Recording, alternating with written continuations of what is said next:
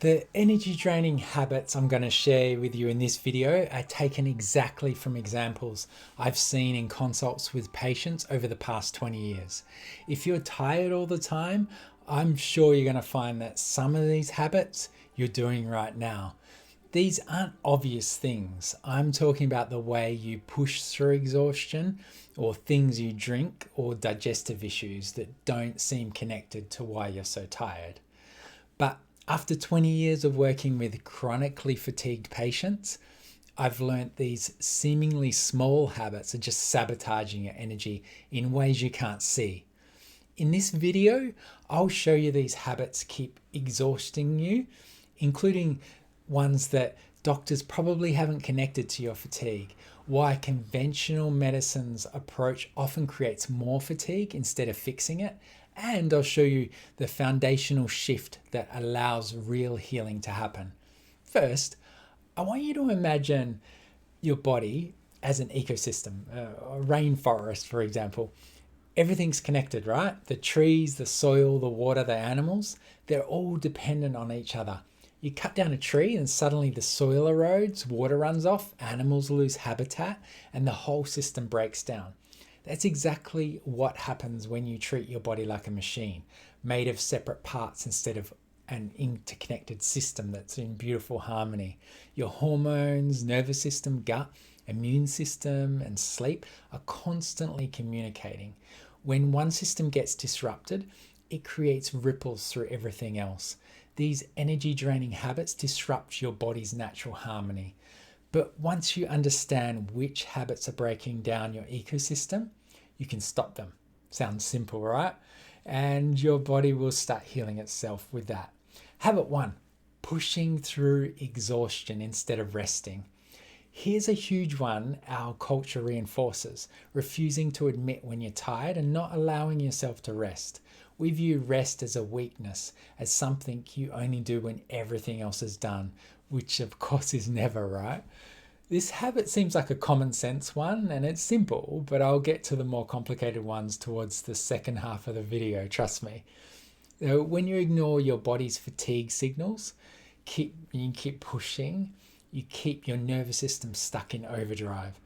Your sympathetic nervous system, that's a fight or flight, there's two, it stays activated, it's like really pumping, and it should be in parasympathetic, that system, and that handles rest and repair. This is critical for autoimmune conditions because your immune system, autoimmune, needs that parasympathetic state to regulate properly.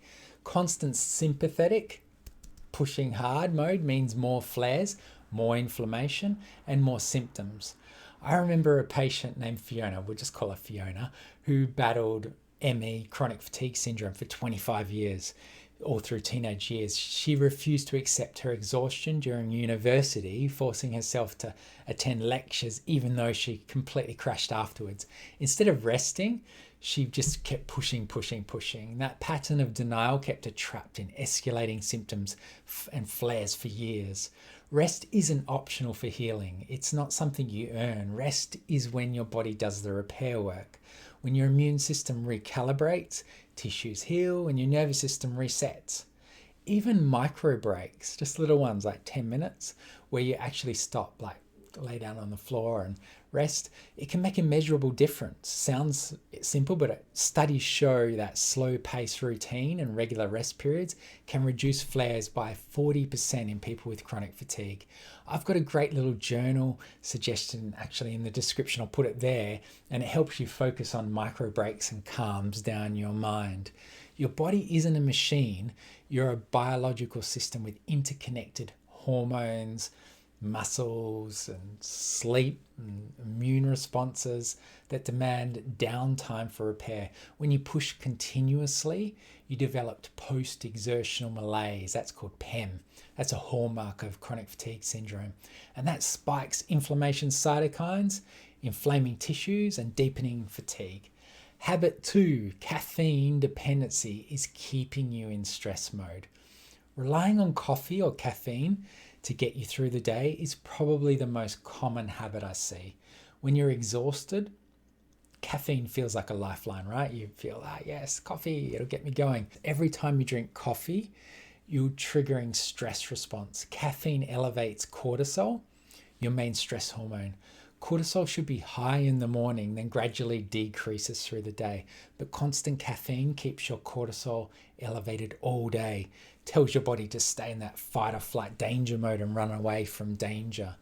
And constant demands, it wears you out. For people with chronic fatigue or autoimmune conditions, this is especially problematic because your hormone system is already out of balance. Studies show chronic caffeine use correlates with heightened inflammation markers. That means more brain fog, muscle weakness, and exact symptoms you're trying to escape from. But here's a really tricky part. Coffee creates false energy. It's not giving you actual cellular energy. It's masking how tired you really are. So you keep pushing without realizing how depleted you're becoming until you crash. I had a patient drinking 5 or 6 cups, I thought, wow, and daily just to function. When we tapered her off gradually, she went through 2 weeks of feeling awful, but then her natural energy started returning. Not jittery or anxious energy, but real, sustained energy. Within a month or so, she couldn't believe how much energy she felt. It was natural energy. And so if you're dependent on caffeine, start tracking your consumption, then taper off gradually, maybe cutting back to half a cup every few days, and switch to green teas or herbal tea for a gentle lift. Oh, I'll put a great link in the description of my favorite caffeine-free one. Habit 3, the boom bust cycle is destroying your progress. This is so common, especially with chronic fatigue. You have a good day, like better sleep, lower pain, and you think, yes, finally I can get stuff done. So you clean the whole house and you run around doing stuff, catching up on work. And the next day you crash hard, and that crash lasts up to weeks. This boom bust cycle is one of your most destructive patterns for chronic fatigue syndrome or autoimmune. Going too hard, you're overdoing it during your energy surges, which triggers severe crashes because you're overwhelming your mitochondria. They're your cells. I've talked about those in other videos, and they help your immune system as well and your energy production. Research shows up to 70% of people with chronic fatigue symptoms, they're in this pattern, they don't even realize it, and they relapse, and it just snowballs. The key is logging your energy levels and capping activity on good days at about 70% of your capacity. So it feels like counterintuitive, right? Not using it all, but leaving some of your energy and storing it. And otherwise you'll knock yourself back down. Habit 4, sleep is your next energy draining habit. Your sleep routine might be sabotaging you more than you realize. Wait, sleep, rest, up. If you're going to bed at different times every night, scrolling on your phone in bed or watching TV until you fall asleep on the sofa, you're disrupting your circadian rhythms. This is crucial for autoimmune conditions. During sleep cycle, your body clears inflammation cytokines. They're molecules that drive inflammation and autoimmune flares. If you're not reaching deep sleep stages consistently, these cytokines, they're called, they build up. Studies show irregular sleep schedule increases chronic fatigue severity by 50%. Your body needs predictability, it needs patterns, it needs to know your sleep is coming so you can start producing melatonin and winding down. Aim for fixed sleep window like 10 p.m. to 6 a.m. for example. Dim the lights before bed, then signals your body to rest. Habit 5, being sedentary all day increases inflammation. Oh, I'm tired, I want to sit down. This sounds like contradictory, even after like you're resting and I said you got to rest, but there's a difference between strategic rest and being sedentary all day. Prolonged sitting, especially in pain or fatigue, actually weakens circulation and muscle tone, and that makes more inflammation. In people with autoimmune disease, inactivity correlates with 30% worse fatigue scores. A lupus study found sedentary habits doubled daily exhaustion compared with those incorporating gentle movement. The key word is gentle, right?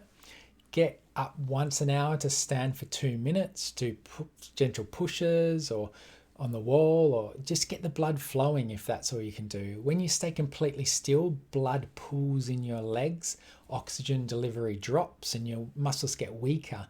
So just small, frequent movement snacks, I call them. Habit 6, chronic dehydration is sabotaging your cells. This seems too simple to matter, right? But mild dehydration is incredibly common and draining. Even losing 1 to 2% of your body's fluid thickens your blood, and that strains your heart and your brain.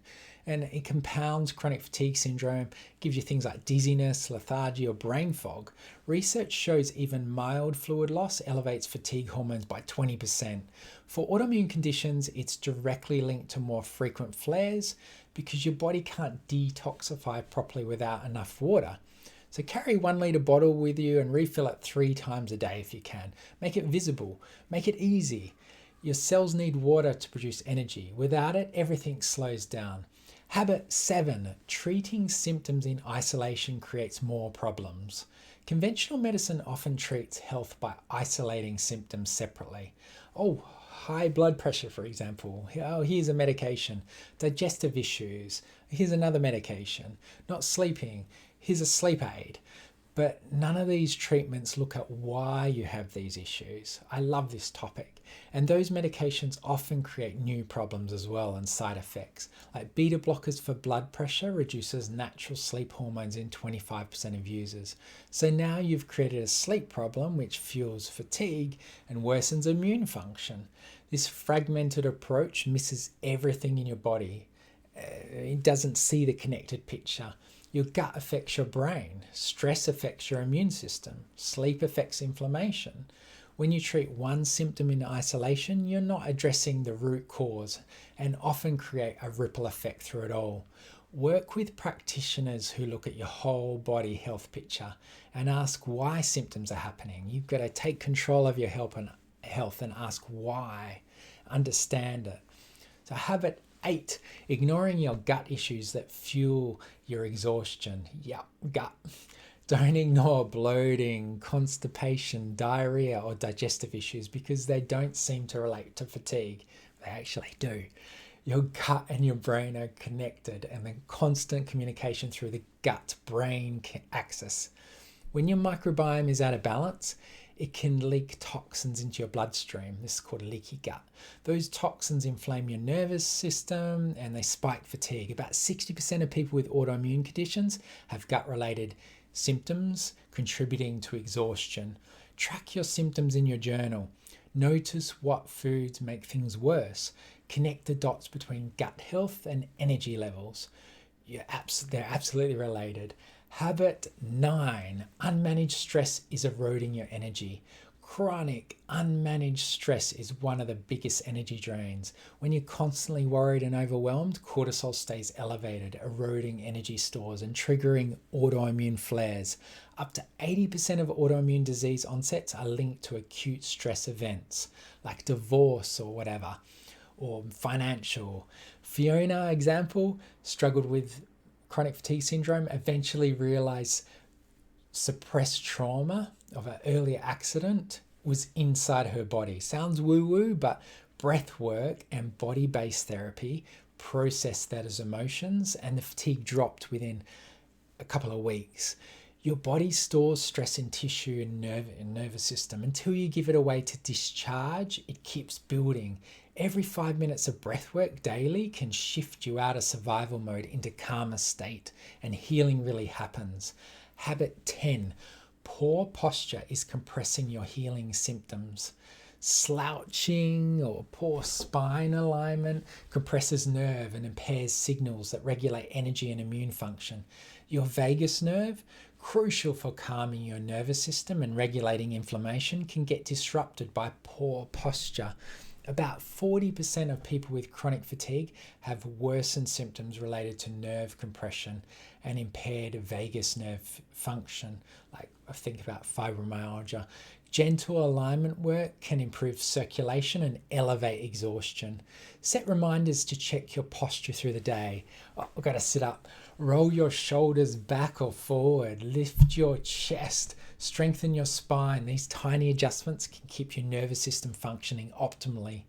All of these habits, like the coffee, pushing through exhaustion, sedentary lifestyle, ignoring symptoms, they're fragments of your body's unity and disrupt natural harmony. But here's the beautiful thing. Your body wants to heal, right? It definitely does. It's designed to heal. When you stop doing these things that break it down and start supporting them with real food and proper hydration and rest and all those beautiful things like herbs, it will come back into balance. Over 500,000 Australians battle chronic fatigue syndrome alone. It's shocking. Millions more deal with autoimmune conditions, and there's crossover. So many are stuck because unknowingly doing these habits that drain energy instead of restoring it. But you don't have to stay stuck. Start with just one habit, just one. Pick one of these. Maybe it's the coffee one, the easier ones at the beginning, posture one, and allow resting when you're tired. Just pick a few, one or two. Start small, be patient with yourself, and watch what happens when you start working with your body instead of against it. Your energy will follow. Now, I want you to keep learning and follow on with more videos. Here's another one here.